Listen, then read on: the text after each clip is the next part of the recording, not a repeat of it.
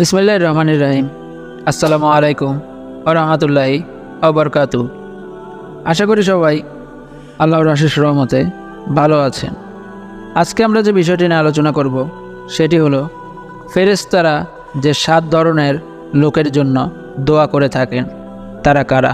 আসুন আগে জেনে নেই ফেরেশতা কারা, তাদের পরিচয় কি। ফেরেশতা মহান আল্লাহর এক বিস্ময়কর সৃষ্টি। তারা আল্লাহর অতি সম্মানিত ও পুণ্যবান সৃষ্টি। তারা সবসময় আল্লাহর ইবাদতে মগ্ন থাকেন। তারা সর্বদা আল্লাহর হুকুমের অপেক্ষা করেন। তারা আল্লাহর এমন এক সৃষ্টি যে তারা পুরুষও নন আবার মহিলাও নন। তারা আল্লাহর হুকুমে যে কোনো আকৃতি ধারণ করতে পারেন।